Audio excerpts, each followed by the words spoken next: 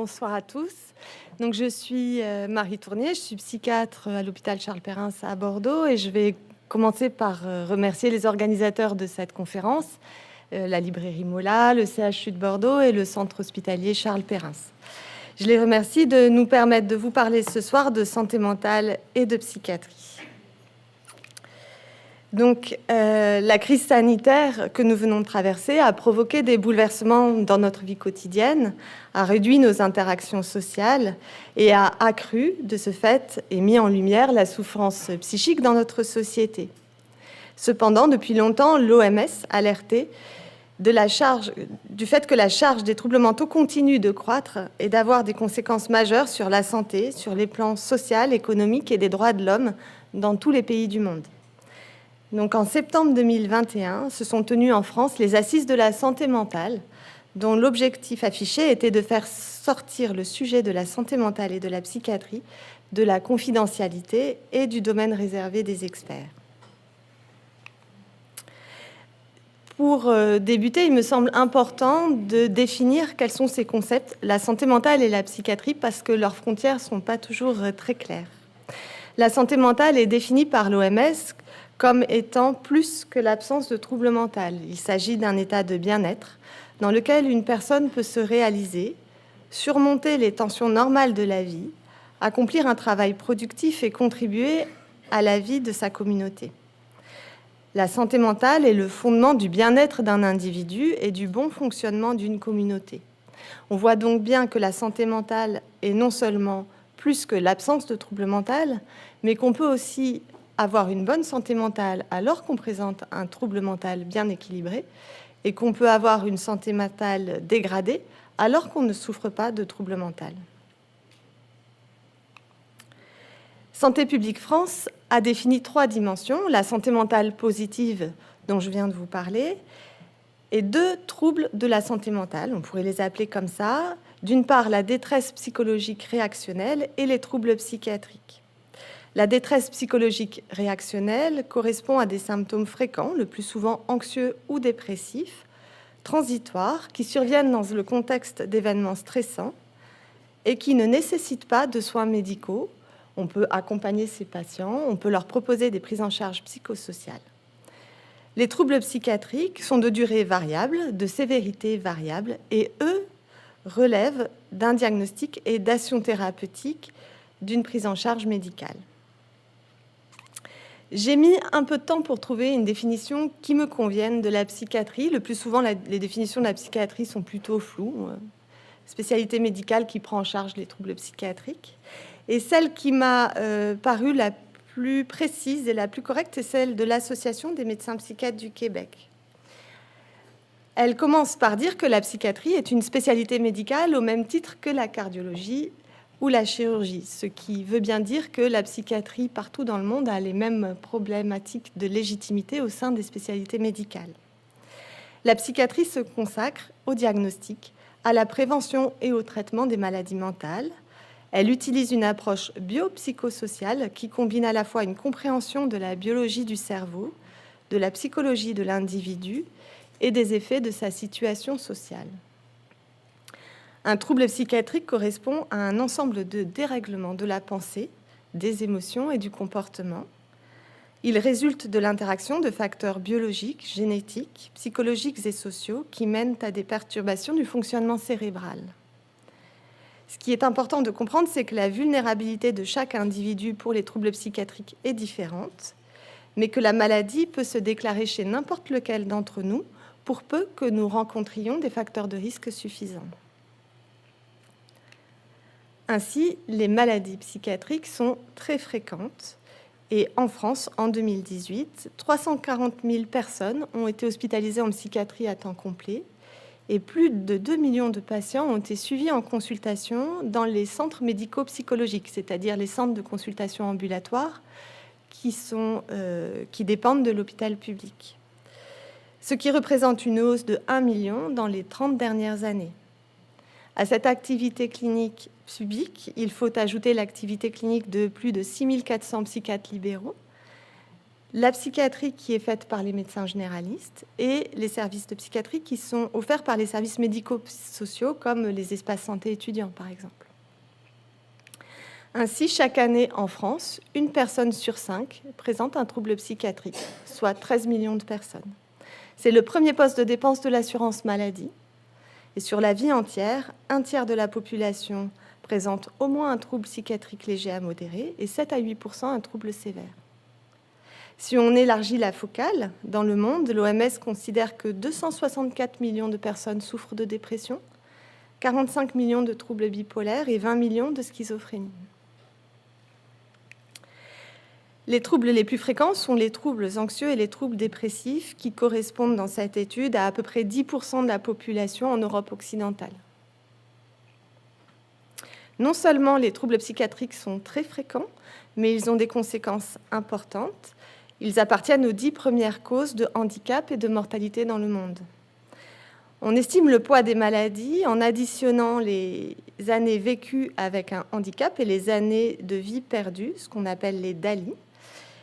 Les troubles psychiatriques représentaient en 2019 5% des DALI, ce qui correspondait à une hausse importante dans les 30 années précédentes. Et ce qu'on voit sur ce schéma, c'est que la majorité de ces années de vie entravées ou perdues se situent dans des tranches d'âge qui vont de 15 à 50 ans, et que la majorité de ces années de vie entravées ou perdues sont dues aux troubles anxieux qui sont en rouge foncé et aux troubles dépressifs qui sont en rouge un peu plus vif. Cette carte nous montre que la France fait partie des pays dans lesquels le fardeau dû aux maladies psychiatriques est le plus important, en rouge vif. Si l'on ajoute aux pathologies psychiatriques les pathologies addictives, ce qui a été fait dans une étude équivalente en 2010, les troubles psychiatriques et addictifs représentent la première cause de handicap dans le monde, avec 23% des DALI. C'est un peu moins apparent pour la mortalité parce qu'il est rare que l'on attribue directement un décès à une maladie psychiatrique. Cependant, on sait que les troubles psychiatriques sont responsables d'une mortalité précoce très importante. Et je vous montre là juste une étude sur les troubles bipolaires qui a été faite dans une cohorte nationale suédoise assez récemment et qui montre que les patients qui présentent un trouble bipolaire ont une espérance de vie réduite de 9 ans, passant à environ 78 ans ou 78-82 à 70-72 ans. Chez les hommes et chez les femmes.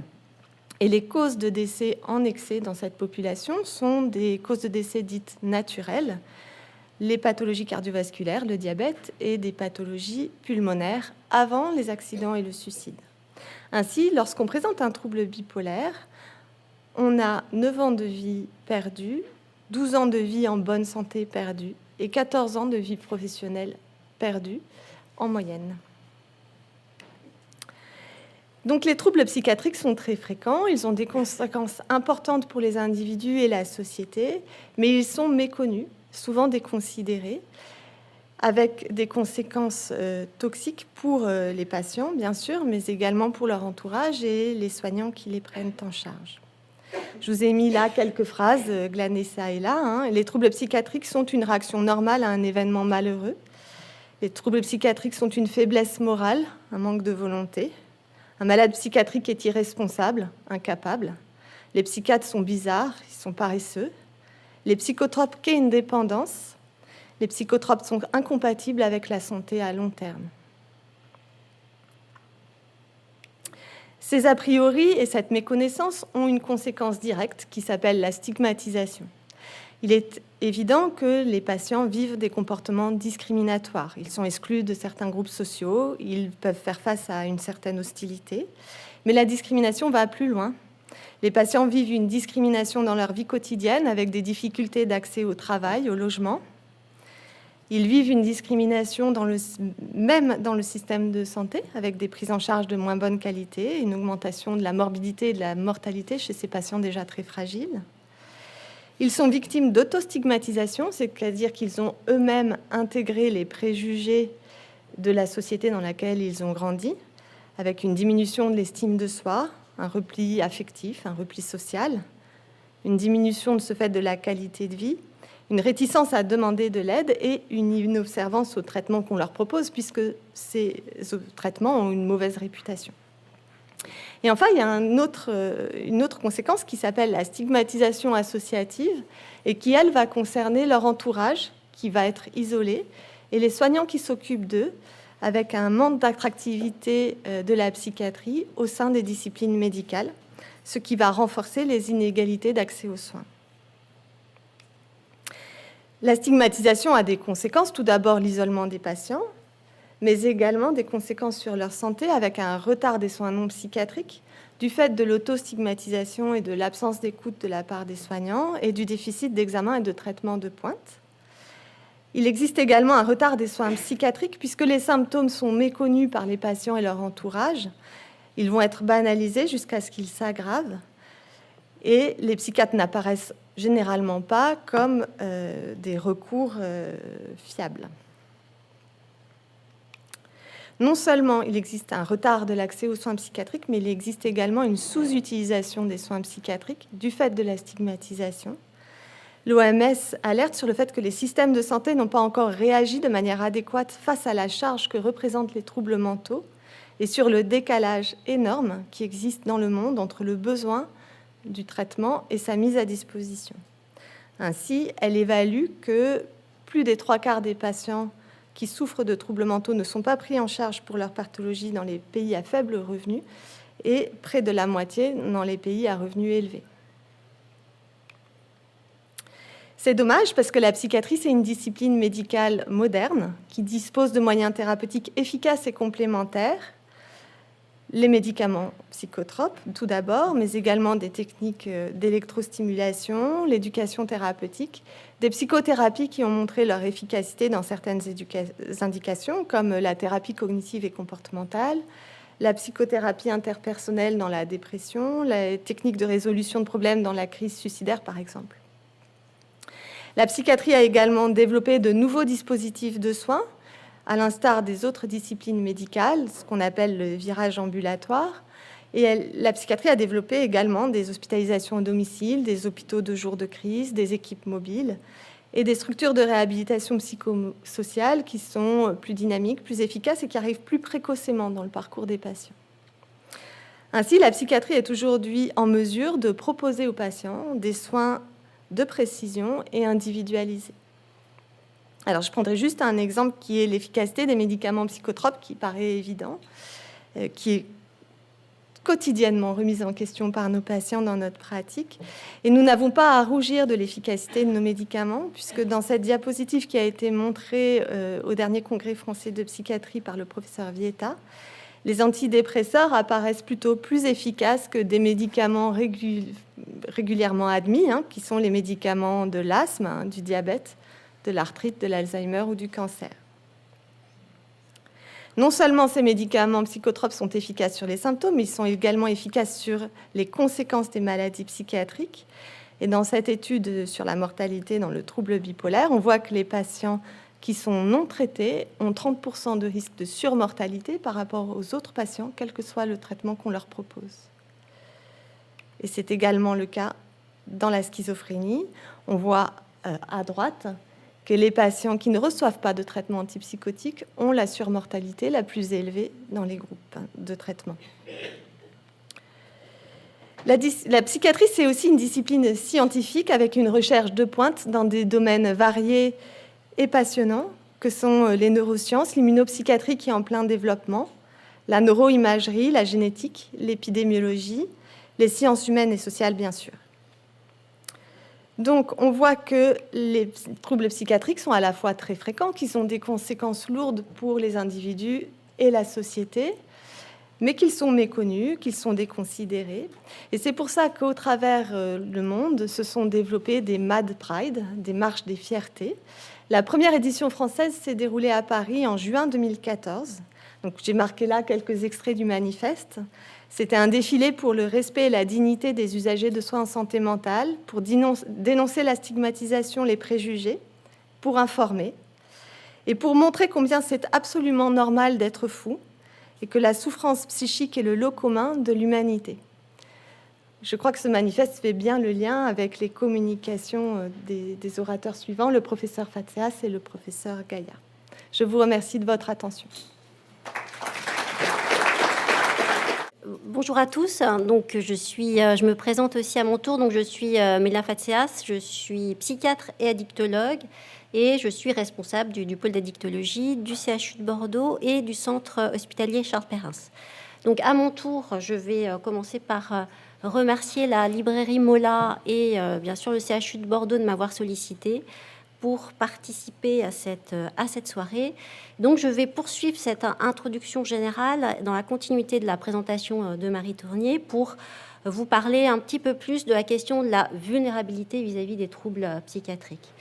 Donc, comme nous venons de le voir dans la présentation du professeur Tournier, on a bien vu que les troubles psychiatriques sont effectivement extrêmement fréquents en population générale, puisqu'on estime qu'environ un tiers de la population sur la vie entière est susceptible de présenter un trouble psychiatrique. Et à la lumière de ces chiffres, on peut peut-être déjà introduire sur le fait que globalement, le fait de présenter un trouble psychiatrique, finalement, nous sommes tous concernés et tous touchés de près et de loin ou de loin par une pathologie psychiatrique, et que finalement la vulnérabilité vis-à-vis de ces troubles fait quasiment partie intégrante finalement de notre condition humaine. Alors, pour débuter cette présentation, je pense qu'il est important de revenir un petit peu rapidement sur le périmètre des troubles psychiatriques et sur quelques définitions. Comme cela a déjà été dit par Marie Tournier, quand on parle de troubles psychiatriques, on ne parle pas de qualité de vie ou de bien-être psychique de manière générale. Les troubles psychiatriques, comme par exemple un certain nombre d'entités, sur cette diapositive, vous voyez par exemple les troubles de l'humeur, les troubles psychotiques, les addictions, les troubles anxieux et bien d'autres.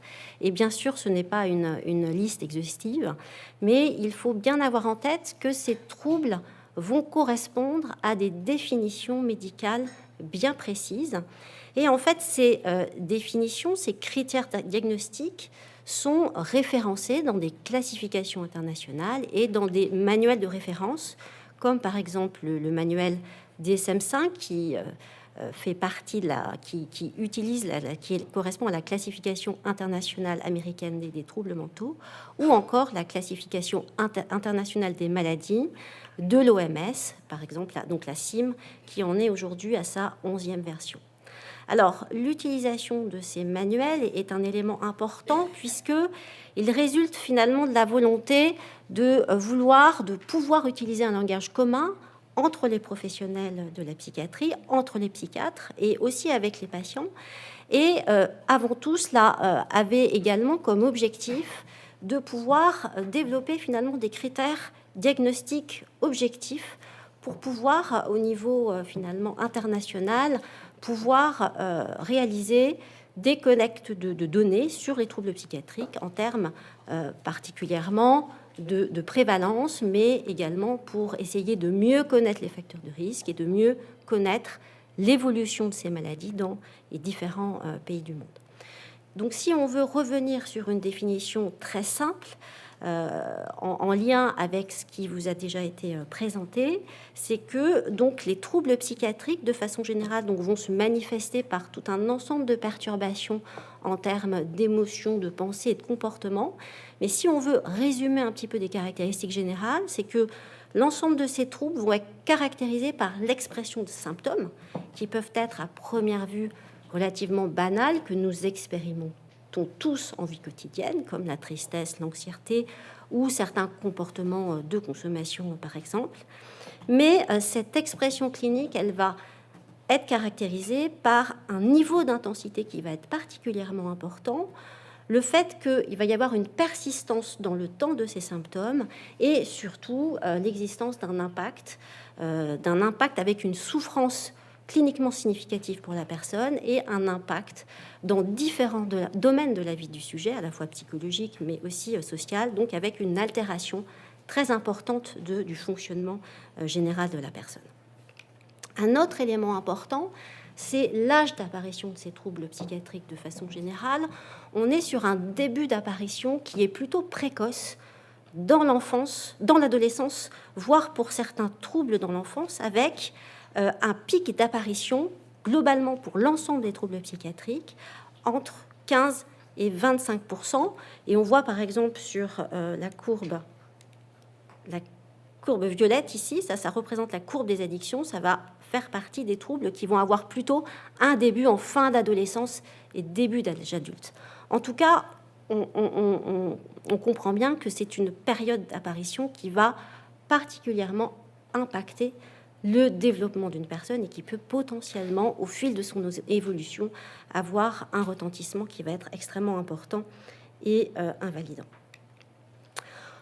Alors, le troisième point qui vous a déjà été présenté, c'est que ces troubles psychiatriques, bien sûr, constituent un fardeau majeur en termes de santé publique, puisqu'ils vont être constitués, représentés et faire partie des premières, finalement, ils vont être en première ligne dans le handicap, finalement, des différentes maladies mentales, avec une participation globale autour de 23% du handicap de l'ensemble des maladies non mortelles et, comme on l'a vu, avec en tête de liste les troubles dépressifs, les troubles anxieux et également les addictions alcool-drogue. Donc, si on veut retenir 3 points assez essentiels autour de cette question, c'est qu'on a vu que les troubles psychiatriques sont fréquents, leur évolution est chronique avec un pic d'apparition finalement entre 15 et 25 ans, et donc les sujets jeunes sont directement impactés par l'émergence de ces troubles, qu'ils constituent un fardeau majeur en termes de santé publique, avec de nombreux patients qui malheureusement ne sont pas pris en charge. On peut également constater dans les différents rapports globalement une insuffisance de prise en charge, une insuffisance d'accès aux soins, avec, par exemple, pour le trouble bipolaire, on estime qu'il existe environ 10 ans de retard entre le début d'apparition des symptômes et le diagnostic pour ce trouble et le début d'accès aux soins. Un autre élément important, c'est que ces troubles sont souvent associés à d'autres pathologies, comme le diabète, l'obésité, les troubles cardiovasculaires, qui vont être insuffisamment dépistés, suivis, pris en charge, et tous ces éléments vont donc être à l'origine d'une mortalité prématurée et également de conséquences importantes sur le plan social, avec une désinsertion progressive, avec et en plus le poids finalement de la stigmatisation, comme cela a été présenté donc sur ces troubles. Alors finalement, la question, sommes-nous plus vulnérables aujourd'hui? Je vais essayer d'apporter un premier point de réponse avec cette présentation. Premier, donc un point important, c'est que les connaissances sur le plan médical, sur le plan scientifique, ont amené ces dernières années un changement très important de paradigme autour des troubles psychiatriques, avec justement cette notion de vulnérabilité qui nous a amené à changer notre façon de concevoir ces maladies et de les prendre en charge. On sait aujourd'hui que les troubles psychiatriques sont, comme de nombreuses autres maladies, des sortes finalement de maladies de système qui vont résulter non pas d'une causalité directe ou d'un déterminisme direct, mais bien de l'interaction de plusieurs facteurs de risque ou facteurs de vulnérabilité. Et ça, c'est une notion qui est extrêmement importante. On considère en effet aujourd'hui que l'émergence d'un trouble va venir de l'interaction des facteurs de vulnérabilité individuels centrés sur l'individu, comme des facteurs génétiques ou des facteurs psychopathologiques, des aspects liés au tempérament, et l'interaction avec des facteurs sociaux, environnementaux, comme l'exposition à des événements de vie stressants ou, par exemple, un contexte ou des facteurs de vulnérabilité sociale. Alors, pour illustrer ces éléments, je vous propose de prendre l'exemple des addictions, car on sait aujourd'hui, par exemple, que l'addiction ne va pas être directement liée à la seule exposition à des substances addictives, mais que Au contraire, bien plus, finalement, un sujet va développer une addiction sous l'effet de l'interaction entre l'exposition à des substances addictives, mais également l'interaction avec des facteurs individuels et des facteurs de vulnérabilité. Alors sur cette diapositive, il s'agit d'un schéma, alors peut-être un petit peu complexe, mais qui résume un petit peu les travaux d'une célèbre chercheuse américaine qui s'est beaucoup intéressée à la question de la réponse au stress et de la vulnérabilité aux addictions. Et nous voyons sur cette diapositive que dans ces travaux et dans de nombreux autres travaux, dont l'équipe d'ailleurs bordelaise a pu aussi apporter une pierre à l'édifice, nous voyons que pour la vulnérabilité à l'addiction, on va pouvoir identifier un certain nombre de facteurs de vulnérabilité, comme l'exposition à des stress chroniques, à des événements traumatiques, à des événements stressants dans la vie, des facteurs plus liés au tempérament, à certains profils à la fois cognitifs, de personnalité avec de l'impulsivité, et à des facteurs qui vont être génétiques et familiaux, tout cela étant très fortement liés. Ces facteurs de vulnérabilité individuelle vont s'associer à des perturbations dans certains circuits du cerveau, comme le circuit de la récompense, l'axe du stress, la régulation des émotions. Et l'ensemble de ces vulnérabilités individuelles va faire que un sujet donné à l'âge adulte va être plus sensible finalement aux effets addictifs des substances et va avoir plus de propension à développer un comportement addictif, ce d'autant qu'il aura à affronter, à s'exposer dans son environnement en vie quotidienne à l'âge adulte à des situations de stress ou à certaines difficultés. Donc on voit à travers cet exemple qu'on est bien dans des interactions assez complexes qui, à un moment donné, peuvent augmenter la propension de l'individu à développer certaines pathologies psychiatriques qui, à leur tour, peuvent également s'associer à d'autres vulnérabilités et d'autres pathologies. Pour essayer d'illustrer un petit peu plus cette question de la vulnérabilité, je vous propose de vous présenter un exemple d'une étude qui est plutôt récente, une étude de 2021, qui est une étude finlandaise, où dans cette étude, les auteurs se sont intéressés à évaluer une cohorte de 1750 adolescents finlandais âgés de 16 à 19 ans et qui ont été évalués et suivis sur une période de 3 mois. Alors, l'objectif de cette étude, c'était de pouvoir essayer d'identifier des facteurs de risque, des facteurs de vulnérabilité qui étaient susceptibles de prédire la survenue d'une utilisation problématique d'Internet et plus particulièrement de jeux vidéo, donc d'une addiction aux jeux vidéo. Mais les auteurs ne se sont pas arrêtés là, ils ont cherché à poursuivre cette évaluation pour mieux évaluer les trajectoires des patients et évaluer sur une période un peu plus longue l'impact potentiel et le retentissement de l'addiction aux jeux vidéo sur un certain nombre de domaines de la vie de la personne. Alors, cette étude montrait clairement certains facteurs de risque individuels, comme le fait d'être un garçon, d'avoir des symptômes dépressifs, des facteurs de risque liés à l'environnement, à la solitude, à l'isolement et au style parental en termes de relations et d'éducation, et montrait que l'ensemble de ces facteurs augmentait le risque d'une addiction aux jeux vidéo, avec également un retentissement dans les années qui suivaient en termes d'aggravation des symptômes dépressifs et de complications sociales avec un échec scolaire. Alors, cet exemple me paraît tout à fait intéressant et important parce qu'on voit à travers ces données que cette notion de vulnérabilité nous permet également de dépasser un petit peu le cadre des critères et des catégories diagnostiques pour pouvoir développer des approches qui sont beaucoup plus globales, beaucoup plus personnalisées, avec la prise en compte de la trajectoire évolutive des troubles, depuis les facteurs de risque aux premiers signes de la maladie, jusqu'à le développement finalement de complications de la maladie psychiatrique qui va toucher des domaines psychologiques, mais également de domaines sociaux, voire également des domaines somatiques. Donc, ces éléments-là sont importants parce que on voit qu'à travers toute cette trajectoire, on peut identifier différents stades d'évolution de la maladie de manière totalement comparable finalement aux autres pathologies qu'on connaît dans d'autres disciplines médicales. Et finalement, ces différents points vont être autant de points possibles d'intervention depuis les signes avant-coureurs jusqu'à un niveau d'extension de la maladie plus sévère. Et ça va nous permettre d'adapter des prises en charge avec une offre de soins qui va être directement graduée en fonction de la sévérité et du stade évolutif finalement de la maladie.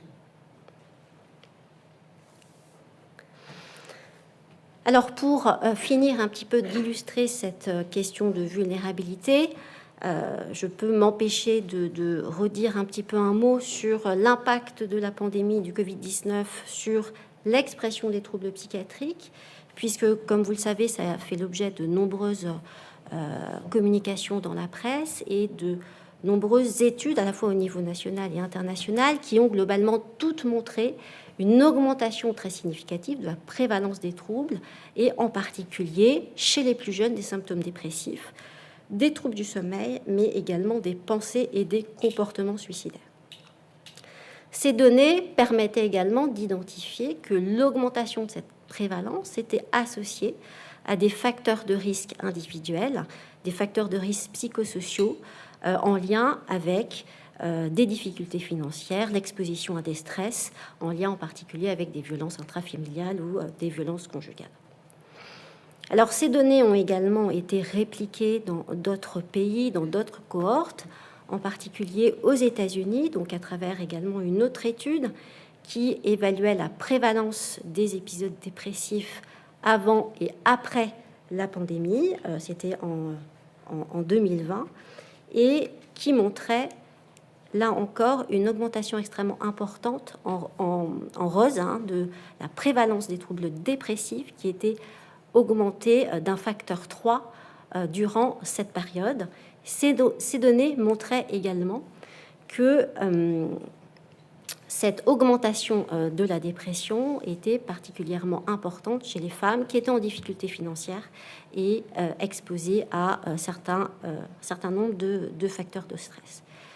Donc on voit à travers ces différents exemples qu'on est bien dans un modèle d'interaction entre des facteurs de vulnérabilité sociale individuelle, finalement, qui ont été totalement exacerbés par la crise sanitaire qui a permis justement de mettre en lumière ces facteurs de vulnérabilité avec une augmentation de la prévalence, particulièrement dans les populations les plus à risque. Donc à la question, finalement, sommes-nous plus vulnérables? On peut répondre que c'est surtout notre regard qui évolue et le regard également de la société porté aux troubles psychiatriques qu'il est absolument important de modifier, avec l'idée que nous sommes tous potentiellement concernés et tous potentiellement un petit peu un jour touchés par ces troubles psychiatriques.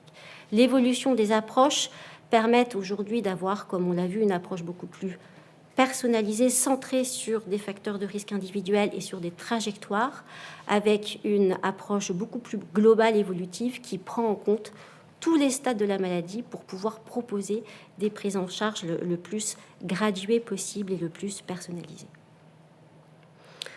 Alors, ce qui nous reste encore à améliorer en termes de perspectives de recherche et de traitement, on peut dire que le fait d'identifier justement ces facteurs prédictifs et d'identifier les sujets vulnérables représente pour la psychiatrie aujourd'hui un enjeu très important pour pouvoir proposer des prises en charge, améliorer le dépistage précoce, améliorer l'accès aux soins et proposer des prises en charge potentiellement beaucoup plus efficaces avec une amélioration du pronostic, avec bien sûr l'idée que si l'accès aux soins et au diagnostic est plus précoce, nous allons pouvoir avoir des prises en charge qui vont être beaucoup plus efficaces et qui vont permettre de limiter l'évolution et l'extension de la maladie vers les complications et vers les formes les plus sévères. Et puis, ce qu'on peut dire, un dernier point, c'est qu'il est également important de pouvoir continuer à mieux connaître et mieux décrire les stades cliniques de la maladie pour pouvoir repérer l'ensemble de ces trajectoires depuis les facteurs du risque jusqu'aux premiers signes avant-coureurs prodromiques et jusqu'aux phases aiguës, avec également la prise en compte des niveaux de sévérité et des complications qui peuvent être des complications, comme on l'a vu, psychosociales, mais également somatiques. Et ça, c'est un élément aussi extrêmement important à avoir en tête. En conclusion, on peut dire que nous sommes tous vulnérables et tous concernés. Cela nous oblige à changer notre regard, revoir la manière de dépister et de prendre en charge, intégrer la psychiatrie dans les soins courants et améliorer la coordination entre les professionnels, puisqu'on a vu également que les troubles psychiatriques, lorsqu'ils évoluent, vont avoir des conséquences dans différents domaines, vont également s'associer à des complications somatiques, et il faut pouvoir proposer et développer finalement des prises en charge bien coordonnées pour des parcours qui peuvent être complexes et qui peuvent toucher finalement différentes disciplines médicales. Et puis, les recherches doivent continuer pour mieux identifier les facteurs de risque, améliorer les soins, favoriser l'accès aux thérapeutiques médicamenteuses et aux psychothérapies qui ont montré leur efficacité et valider de nouveaux traitements, et ce avec autant d'attention, de sérieux que l'ensemble des autres disciplines médicales. Voilà, je vous remercie de votre attention. Raphaël Gaillard, bonsoir. Bonsoir. Vous êtes avec nous et nous allons parler ce soir donc, de votre ouvrage qui évoque la folie et la créativité dans la continuité de ce qu'on vient finalement d'aborder, c'est-à-dire une approche de la vulnérabilité un peu particulière, puisque vous, c'est le prisme de l'art finalement sur lequel vous vous attachez dans votre livre. Et alors, la première question que j'ai envie de vous poser, qui a suscité toute ma curiosité, c'est que en couverture donc de ce livre, il est marqué en gros sous votre portrait folie et créativité, et vous attendez la page 169 pour poser cette question, à savoir, c'est quoi la création? Alors, je suis pas sûr d'y avoir répondu dans les pages qui suivent, d'ailleurs. Non, vous évoquez beaucoup de pistes, et c'est très. Mais ce qui m'a intéressé, c'est quand même que avant. Pourquoi vous avez pris ce temps pour le poser dans le livre? Est-ce qu'avant, vous vouliez d'abord poser l'univers, le cadre dans lequel vous vous posez cette question? Je crois que c'est nécessaire parce que le champ des troubles mentaux, comme on vient de le voir avec les professeurs Fatseas et Tournier, il nous concerne tous. Il est l'affaire de toutes les familles, à peu de choses près. Si c'est pas dans la famille, c'est des amis à proximité, dans des liens assez proches, puisqu'ils sont très fréquents, ces troubles mentaux, et pour autant, on n'en parle pas. Et donc, quand on s'essaye à réfléchir à cette incroyable fréquence des troubles mentaux, il faut commencer par expliquer ce que sont les troubles mentaux. Il faut commencer par expliquer quelles ont été les grandes hypothèses pour en rendre compte. Et c'est ce faisant qu'émerge cette idée que une explication possible de cette très grande fréquence des troubles mentaux, c'est qu'ils seraient liés à des facultés spécifiquement humaines, que sont notamment celles qui président à la créativité. Et je crois qu'il faut prendre le temps de fréquenter la psychiatrie, de comprendre les enjeux de santé mentale pour aborder cette question qui est en fait très ancienne, qui traverse toutes les périodes, dont chacun a l'intuition, mais qu'il faut d'abord approcher par le truchement de la clinique psychiatrique, par les apports des sciences, de la génétique, des neurosciences, avant de se poser la grande question, celle de ce qui fait de nous des êtres humains. Alors, vous le disiez à l'instant, dans votre livre, il y a beaucoup de pistes de réflexion, à la fois scientifiques, en même temps incroyablement artistiques, culturelles. Vous citez un nombre de références assez impressionnantes. Et notamment cette phrase d'Albert Einstein pour répondre à cette définition de la création, qui dit la création, finalement, c'est l'intelligence qui s'amuse. Ça vous conviendrait comme définition?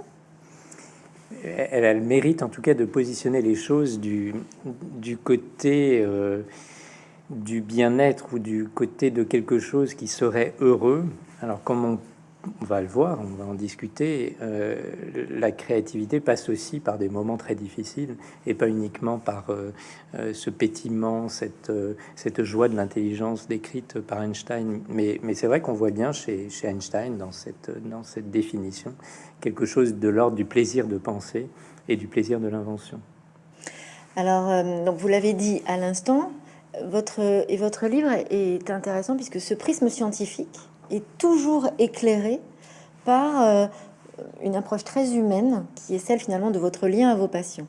À la fin du livre, vous rappelez même la nécessité de pouvoir finalement à la fois se servir des avancées scientifiques, mais aussi d'en sortir. Vous citez tout au long de votre livre beaucoup de recherches, des tests de créativité par exemple, mais vous revenez sur l'importance d'observer, d'être présent, finalement de créer un lien individuel à chaque patient. Oui, alors c'est tout à fait le mot, le caractère individuel ou singulier de chaque patient. Jean Delay, qui est une figure tutélaire pour nous, ça a été un très grand scientifique, un très grand psychiatre. Il a, avec Pierre de Nicquer, inventé le premier psychotrope, ou quasiment le premier neuroleptique, qui est la chlorpromazine, en 1952 en France. Donc c'était un psychiatre, un inventeur, un scientifique, et en même temps c'était un homme de lettres, un écrivain, membre de l'Académie française. Et il le disait de façon un peu provocante, en se différenciant de nos collègues, nos chers collègues neurologues, en disant en neurologie c'est le trouble de la mémoire, en psychiatrie c'est le trouble d'une mémoire. Et effectivement, en psychiatrie, il y a toujours quelque chose qui convoque le singulier, qui nécessite une attention spécifique à tel patient et pas tel autre, et qui ne peut pas se contenter de la généralité. On a dit tout à l'heure que finalement la psychiatrie n'avait pas à rougir de ses progrès, que les psychotropes soignaient bien, les psychothérapies aujourd'hui sont pour certaines en tout cas clairement efficaces. Bien sûr qu'il y a ces progrès qui instituent la psychiatrie comme discipline médicale, mais je crois quand même que ce n'est pas une discipline médicale comme les autres. Il y a en psychiatrie quelque chose de plus, quelque chose qui est vraiment le souci d'un être humain, et pas seulement de l'ensemble des personnes souffrant de cette pathologie-là, de sorte qu'il faut, quand on est psychiatre, à la fois être scientifique, parce que quand on va voir un psychiatre, on va pas voir un marabout, hein, on va voir quelqu'un qui s'appuie sur les données acquises de la science, sur des consensus, donc qui utilise l'état de l'art et la science, et en même temps, on va voir quelqu'un qui est attentif à cette personne-là. De sorte que quand on est psychiatre, en fait, il faut être et scientifique et littéraire. Alors c'est un challenge, hein, c'est sûr que c'est pas facile, mais en même temps c'est ce qui fait que ce métier est absolument fantastique. Il n'y a pas un jour dans l'exercice de psychiatre, même avec les difficultés actuelles terribles de l'hôpital public, il n'y a pas un jour dans l'exercice de psychiatre sans une trouvaille, sans une pépite, sans quelque chose qui de fait est de l'ordre de la créativité de la part de nos patients.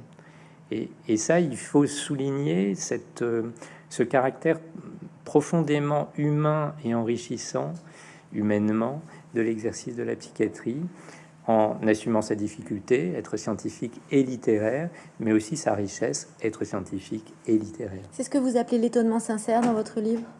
Alors l'étonnement, c'est pour Platon, puis ensuite Aristote et même chez Heidegger, la source, l'origine de toute philosophie.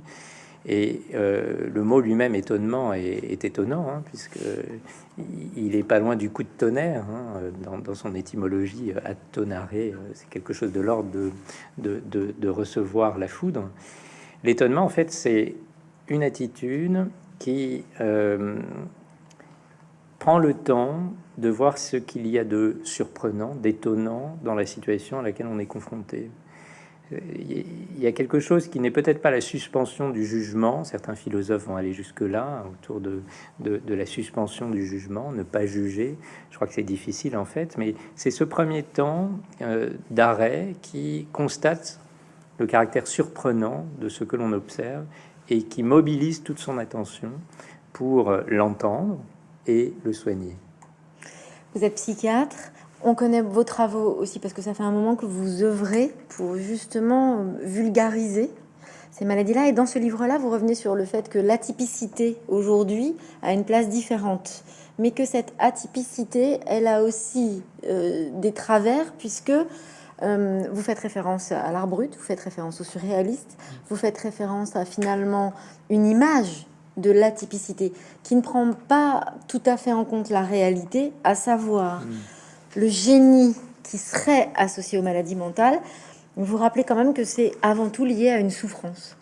Oui, alors merci de le dire, parce que autant j'ai rappelé le caractère profondément humain et vraiment fascinant de l'exercice de la psychiatrie, autant il faut se garder d'une vision que je qualifie de romantique de la psychiatrie, ou romantique de la folie, qui dirait que folie et créativité se superposent, que l'un procède de l'autre.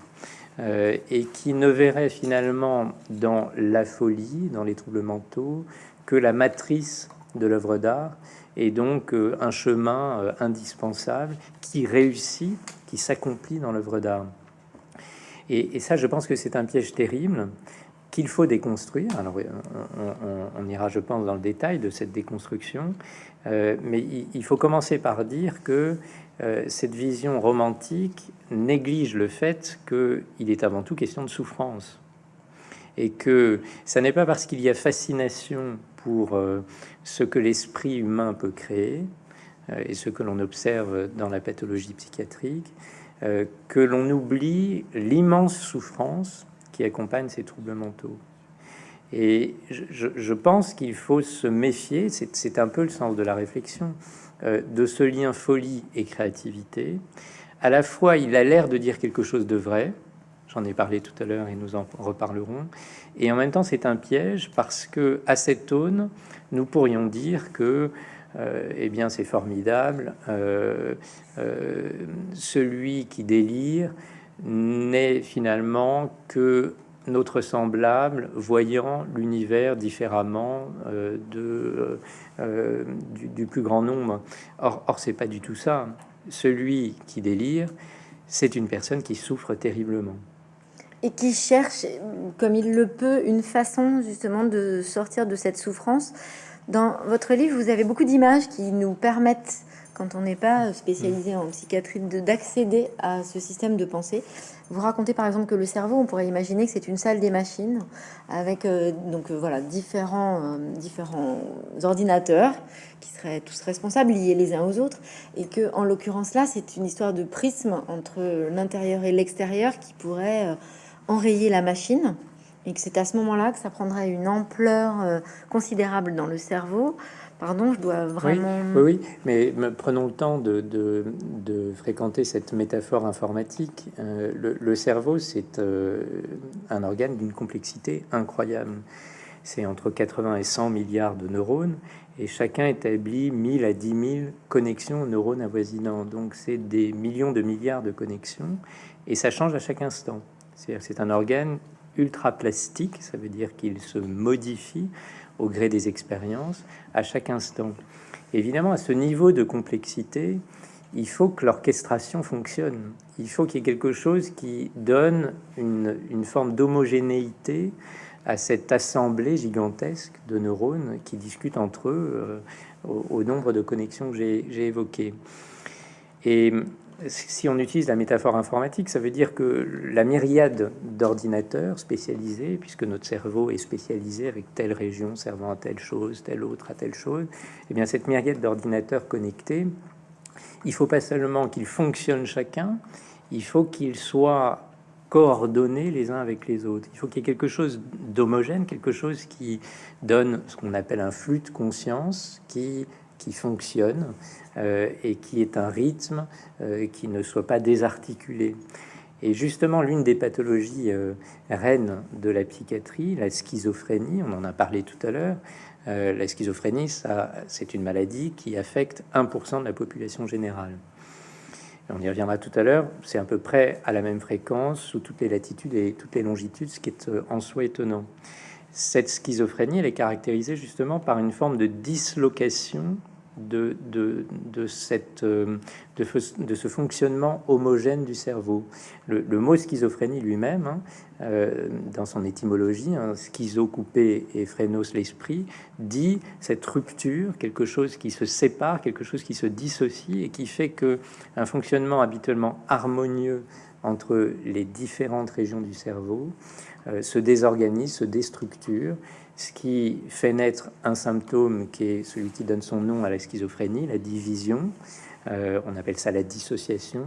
Et puis secondairement, d'autres symptômes, les hallucinations, le délire, et puis ce qu'on appelle aussi des symptômes négatifs, c'est-à-dire un repli et une forme de perte d'énergie, d'élan vital qui caractérise la maladie. Mais donc, revenons à la métaphore, 85 milliards de neurones qui échangent chacun des informations avec 1000 ou 10 000 connexions avec les neurones avoisinants, ça nécessite une coordination ultra fine. Et si cette coordination ne se fait pas correctement, les choses se désorganisent et apparaissent des symptômes. Dans cette désorganisation, il est question avant tout de quoi? De prisme sur le réel? Alors la grande question, c'est celle du rapport au réel.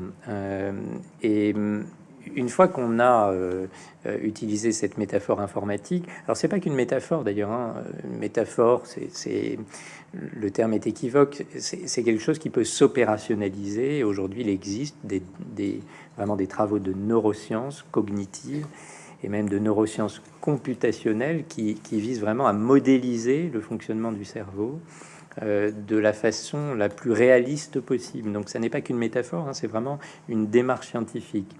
Mais au-delà de la démarche scientifique, il est quand même question de ce que nous faisons avec ce cerveau. Et la première chose qu'on peut se dire dans notre questionnement, pourquoi une telle fréquence des troubles mentaux, c'est que peut-être payons-nous par les troubles mentaux la puissance de cet organe. Je m'explique. Pour que nous puissions faire les choses fantastiques que nous faisons au quotidien, penser, inventer, coordonner, échanger avec nos semblables, les comprendre sans même entendre tous les mots qu'ils prononcent, c'est-à-dire être capable de décoder des choses très rapidement, eh bien, il faut que cette machine, elle soit extrêmement puissante, et de fait, elle est extrêmement puissante. Mais cette puissance, elle a peut-être un coût. Et c'est intéressant de noter que dans des travaux vraiment de grande qualité, publiés dans l'une des revues les plus prestigieuses de sciences, qui s'appelle Cell, c'est une équipe israélienne qui a fait ces travaux et qui a comparé le cerveau du singe et le cerveau de l'homme autour de cette question de la coordination cérébrale, celle dont on vient de parler. Et cette équipe montre que si on compare le cerveau d'un primate non humain, un singe, et de ce primate humain qu'est l'homme, eh bien, on constate que la coordination entre des régions cérébrales distantes, elle est plus robuste, elle est plus fiable chez le singe que chez l'homme. C'est-à-dire que quand une information est échangée entre la partie A et la partie B du cerveau, il y a des systèmes de vérification qui garantissent la fiabilité de l'échange d'informations. Et qu'est-ce qui se passe quand on regarde comment l'information est échangée entre A et B chez l'homme? Eh bien, on a gagné en complexité. Il y a plus d'informations qui passent de A à B. Le niveau d'information est supérieur. Mais on a perdu certains systèmes de vérification de l'information. Autrement dit, nous aurions, collectivement, à travers l'évolution, choisi pour chemin celui de la complexité et de la puissance, mais aux dépens de la robustesse. Notre cerveau, il est devenu finalement tellement puissant qu'il a des bugs, qu'il ne se supporte plus, et c'est peut-être ce dont nous faisons l'expérience dans les troubles mentaux. Vous avez dit tout à l'heure que finalement, pour être psychiatre, il faut être aussi littéraire. Il est beaucoup question de littérature dans votre livre. D'abord parce que vous citez beaucoup d'écrivains qui ont eux-mêmes beaucoup écrit sur la dépression ou sur différents troubles. Ensuite parce que vous-même, vous avez une façon d'écrire qui est assez délicate. On pourrait vous comparer aux des auteurs romantiques dans votre façon d'écrire, c'est-à-dire de raconter une histoire. Moins technique que sous forme de récit. Qu'est-ce que ça a changé dans votre travail d'être littéraire? Qu'est-ce que ça a apporté comme éclairage pour vous à votre métier, à votre rapport aux patients? Qu'est-ce que ça a donné d'indispensable que vous n'aviez pas dans votre formation médicale? Alors c'est très intéressant comme question, et vous voyez que notre échange a reproduit cette oscillation entre science et littérature, et je crois qu'il faut vraiment osciller et accepter ces allers-retours entre science et littérature. Moi, je pense que pour bien entendre un patient, il faut avoir le goût du récit. Parce que la façon dont un patient s'exprime, ça n'est pas par la description des symptômes tels qu'ils sont codifiés dans nos manuels diagnostiques. On a évoqué tout à l'heure le DSM, c'est extrêmement précieux et c'est ce qui fait l'objet d'un consensus pour porter un diagnostic.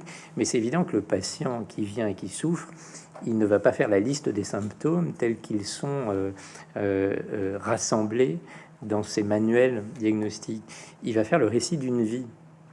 Et c'est à nous, médecins, d'être capables d'entendre ce récit et dans ce récit, d'y lire les symptômes qui sont le signe ou les signes de telle ou telle maladie.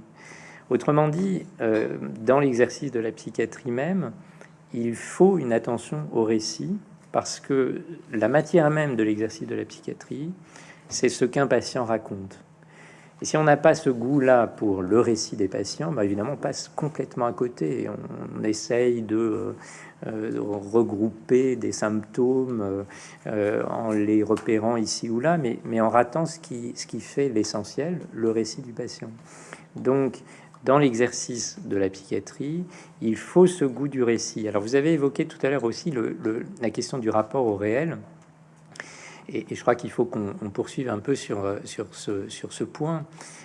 J'ai évoqué la puissance de cet organe, le cerveau, et le fait que peut-être nous payons par les troubles mentaux cette puissance extraordinaire de cet organe qu'est le cerveau. Mais peut-être faut-il aller plus loin encore et se demander ce que permet notre cerveau à nous, êtres humains. Et là, il est question, en effet, du rapport au réel. Parce que ce que nous sommes capables de faire, nous, êtres humains, c'est de nous représenter le réel. Ce que nous manipulons en permanence, ce ne sont pas les objets réellement, ce sont les représentations que nous avons de ces objets. Et ça, c'est d'une richesse infinie, puisque à partir du moment où je peux me représenter quelque chose, je peux enrichir autant que je le souhaite cette représentation du monde. Je peux construire, élaborer autant que je le veux, je peux créer.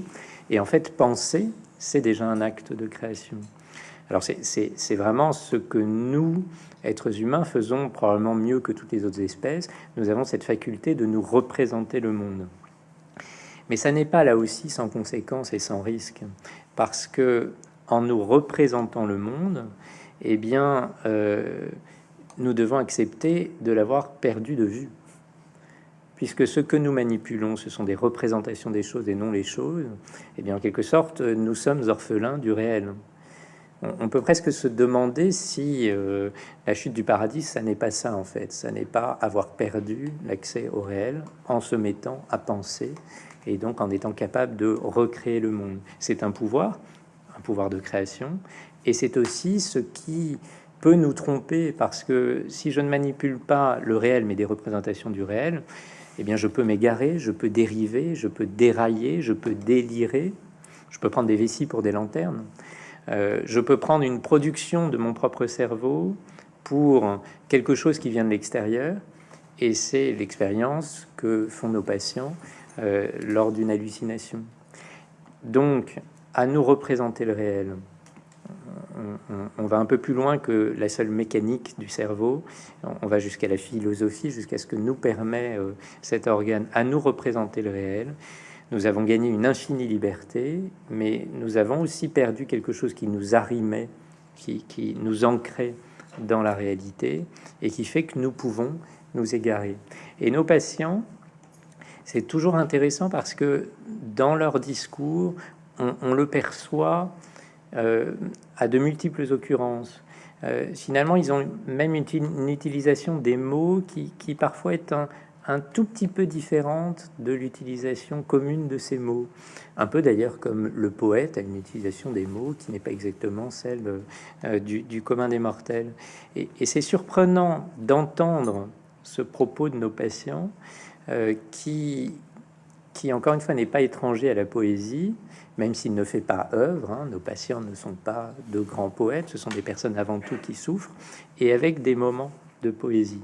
Je prends un exemple dans ce livre qui m'a marqué parce qu'il caractérise vraiment cette façon dont on peut prendre les mots pour les choses. Ce que j'ai dit tout à l'heure, nous représentons le monde et nous ne manipulons plus le monde lui-même, le réel, mais des représentations de ce réel. Et ça, évidemment, c'est typiquement ce que le langage permet de faire. Et avec le langage, on finit par substituer aux choses les mots qui les désignent. Et ce patient l'avait résumé parfaitement, et avec un certain talent, en me disant un jour qu'il ne voulait plus voir la psychothérapeute qui le suivait en parallèle du suivi psychiatrique. Et sa motivation, c'était que, me disait-il, il ne voulait plus ressasser le passé. Aller voir cette psychothérapeute, toujours raconter son enfance, raconter ce qui s'était passé autrefois. Mais pour lui, c'était devenu quelque chose finalement de stérile, sans intérêt. Et il me le dit à sa façon, puisqu'il me dit écoutez, docteur, je n'irai plus voir la psychothérapeute. Moi, j'en ai marre de parler du passé. Mon projet, c'est le futur. Je veux construire mon futur. Je veux regarder droit devant moi. Je n'irai plus voir cette psychothérapeute. Et d'ailleurs, docteur, j'ai retiré les rétroviseurs de ma voiture. Et alors, quand on entend cette phrase, alors évidemment, on revient à l'étonnement, c'est saisissant. Il y a quelque chose qui, dans ce moment de saisissement, est beau. Je crois qu'il faut prendre le temps, dans l'étonnement, de constater la beauté. Et en même temps, il faut imaginer à quel point grande doit être la souffrance d'une personne pour laquelle réellement les mots remplacent les choses. C'est-à-dire que la métaphore, je ne veux pas regarder derrière moi, devient une réalité, je retire les rétroviseurs de ma voiture. Et donc, on voit dans cette anecdote, mais je crois qu'il faut aussi passer par des anecdotes pour rendre perceptible ce que sont les troubles mentaux et ce qu'est la réalité de l'exercice de la psychiatrie. On voit que c'est fascinant, on voit qu'il y a quelque chose qui n'est pas étranger à la créativité et peut-être même à la poésie. Et on voit aussi toute la souffrance qui charrie ou qui est charriée avec la maladie. Oui, parce qu'indirectement, on pense à Cocteau, on pense à Boris Vian, on pense à des artistes, finalement. Oui. Et il y a un autre exemple dans votre livre, vous parlez de ce patient qui a retrouvé le ballon, en fait. Oui. Et le ballon, c'est un mot qu'il trouve dans le dictionnaire. Il vous dit, j'ai retrouvé le ballon, il est là, il est écrit. Oui. Et il est beaucoup question du langage aussi et du mot, parce que comme vous le disiez tout à l'heure en préambule finalement, c'est compliqué de vous entendre au sens premier du mot, puisqu'il vous faut bien un vocabulaire commun. Et est-ce que ce livre, vous l'avez écrit aussi parce que finalement le vocabulaire commun possible, c'est celui de l'art ? En tout cas, on doit se poser cette question. Alors, si on va vers cette question, à la page 169, dites-vous, des liens entre folie et créativité, encore une fois, on y va à la fois avec l'intuition qu'il y a bien un lien, c'est une intuition largement partagée, on y va avec l'histoire des idées. On sait que chez les Grecs anciens, la mélancolie était... finalement la matrice de toute création, que pour les romantiques, la tempête des passions, le bouleversement des émotions, le déséquilibre est quelque chose qui est glorifié et qui probablement a quelque chose à voir avec le trouble bipolaire. Et puis chez les surréalistes, il y a la revendication d'une liberté absolue, celle des cadavres exquis, c'est-à-dire de l'écriture automatique qui associe des mots qui n'avaient pas vocation à être assemblés et qui constitue une phrase qui a quelque chose de poétique. Donc on voit bien que l'histoire de la pensée fourmille de jalons de ce lien entre folie et créativité. Et en même temps, si on s'intéresse de près à nos patients, on constate que oui, on touche du doigt la créativité, mais que pour l'essentiel, la maladie, elle empêche la maladie, elle entrave. Elle n'est pas quelque chose qui nourrit la création, elle est quelque chose qui, bien souvent, ne la rend pas possible du fait de la maladie. Et pour le rendre perceptible, il fallait que je décrive ces patients. Donc, il fallait que je prenne le temps du récit, de la narration, de ces trajectoires de patients, l'un ayant connu une dépression terrible à l'adolescence, l'autre bipolaire et ayant une vie extrêmement nourrie, extrêmement vivante, mais aussi avec de grandes souffrances, et puis encore tel autre souffrant de schizophrénie et ayant ce rapport bien particulier au langage. Et tout psychiatre vous dira ce que je vous dis, c'est-à-dire que oui, dans l'exercice du psychiatre, on touche du doigt la créativité, mais en même temps, on voit bien que la maladie l'empêche. Alors, on est face à un paradoxe, hein, le paradoxe d'un lien et en même temps de quelque chose qui contredit ce lien. Et c'est à nouveau les sciences qui vont permettre de renouveler le débat en allant chercher le plus objectivement possible si ce lien existe entre folie et créativité. Alors comment on fait? Eh bien, il y a plein de démarches possibles, hein, mais la première démarche est celle de l'épidémiologie, donc l'étude de grandes populations. Et pour ça, on bénéficie du fait que dans les pays nordiques, on a énormément d'informations sur les trajectoires d'individus. C'est assez étonnant d'ailleurs, mais dans les pays nordiques, vous savez, par exemple en Suède, ce que à peu près chaque personne a fait dans la vie, la succession de ses métiers, pour peu qu'elle ait fait le service militaire. Vous avez même son quotient intellectuel, son QI. Et vous avez aussi, en regard de ça, les soins dont elle a bénéficié. Donc finalement, les maladies dont elle souffre. Et vous pouvez articuler l'un et l'autre. Alors c'est un peu grossier parce que vous n'allez pas pouvoir parler de créativité à proprement parler, mais vous allez pouvoir distinguer des métiers selon qu'ils sont dits créatifs ou peu créatifs. Et le constat est assez étonnant. Le constat de ces équipes du Karolinska Institute, c'est que finalement, ce ne sont pas tant les patients eux-mêmes qui exercent plus souvent un métier créatif, ce sont leurs apparentés, c'est-à-dire leurs frères, leurs sœurs, leurs parents, leurs enfants. Et donc, on fait un pas de côté, en fait, et je pense qu'il est très intéressant, ce pas de côté, parce que il nous dit, ça n'est pas un lien de superposition, folie, créativité, c'est un lien de parenté. Alors on va voir autour de quoi, on a déjà commencé à l'esquisser, peut être ce lien de parenté, mais je trouve que c'est vraiment des travaux d'une importance capitale qui sont curieusement peu connus, hein, qui datent au plus d'une dizaine d'années, qui montrent que ce lien n'est pas un lien de superposition, mais un lien de parenté. Et alors on peut aller plus au nord encore, nous étions en Suède, on va plus au nord, on va en Islande.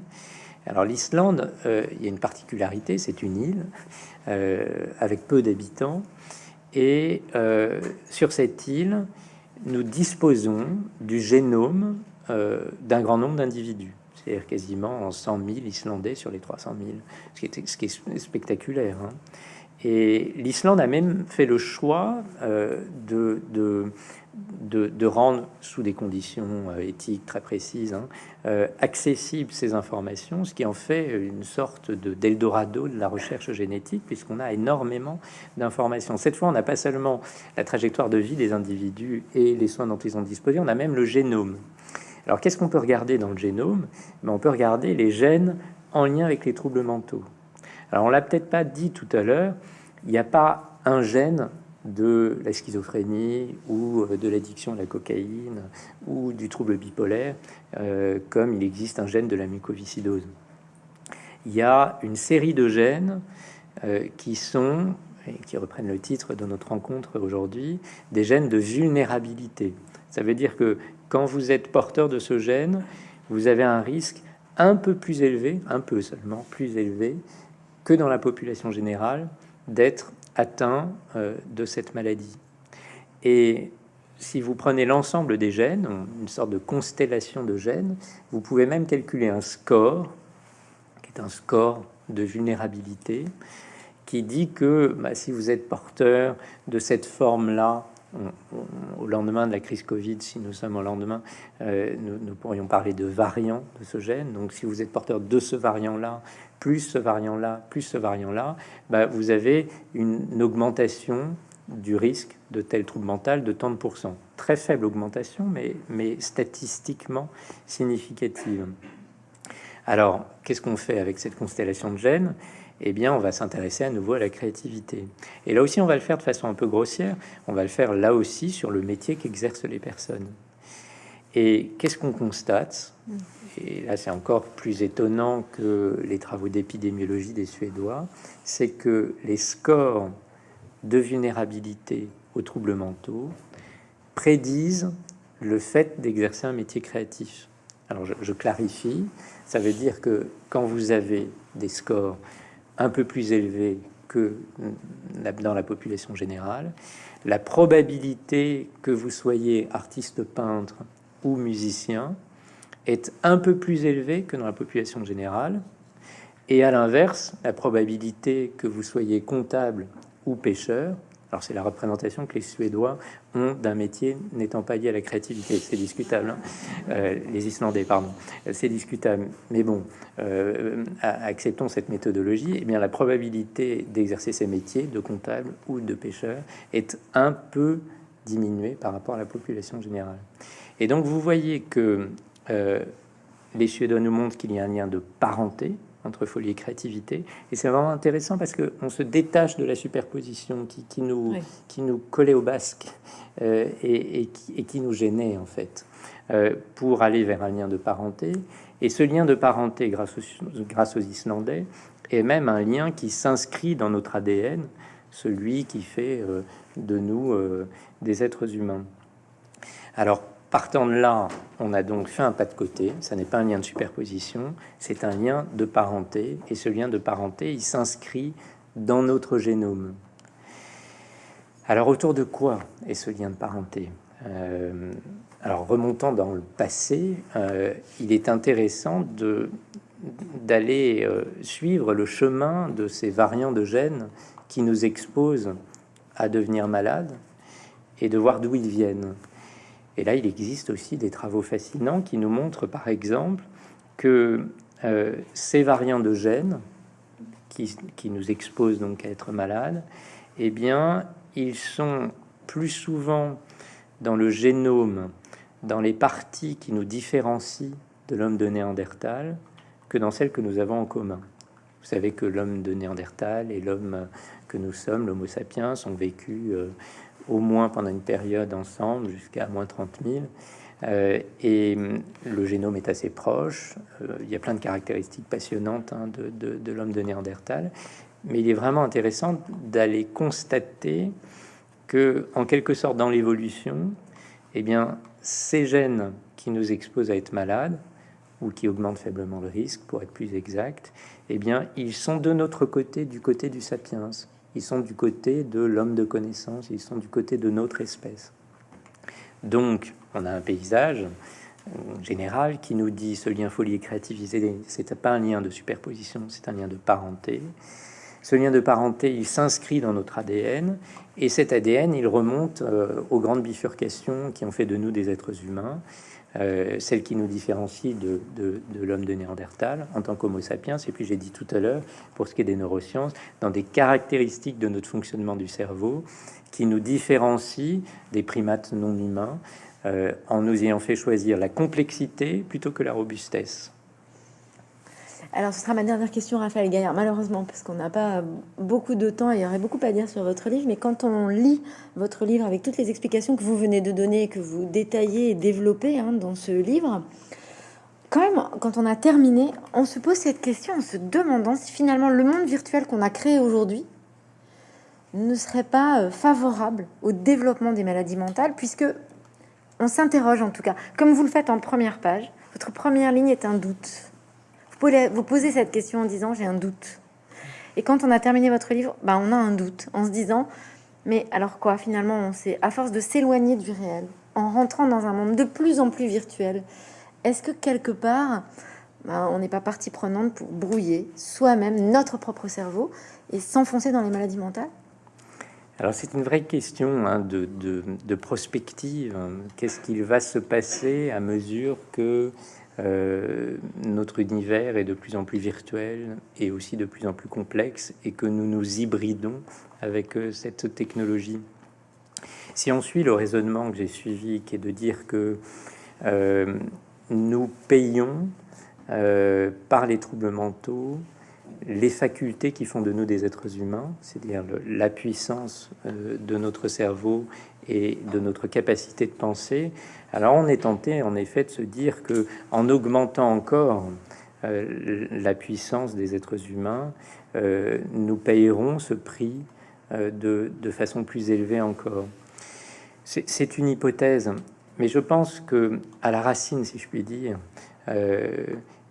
eh bien, les troubles mentaux nous accompagnaient. Je pense que à partir du moment où l'être humain, qui n'était peut-être pas à ce moment-là déjà l'être humain, s'est révélé capable de penser, c'est-à-dire qu'à partir du moment où il s'est représenté le monde plutôt qu'interagir passivement avec lui, eh bien, il est devenu vulnérable. De toute façon. Et je pense que le message le plus important, et je crois qu'il est essentiel pour notre humanité, c'est de se demander en fait de quelle façon nous devons considérer les personnes souffrant de troubles mentaux. Mon intuition, c'est que, suivant le raisonnement que j'ai exposé là rapidement, et qui encore une fois nécessite au-delà des sciences d'aller vraiment suivre la trajectoire des patients, de s'intéresser à ce rapport au langage particulier qui est proche de la poésie, qui moi personnellement d'ailleurs m'a amené à l'intérêt pour la poésie que je n'avais pas avant d'écouter mes patients.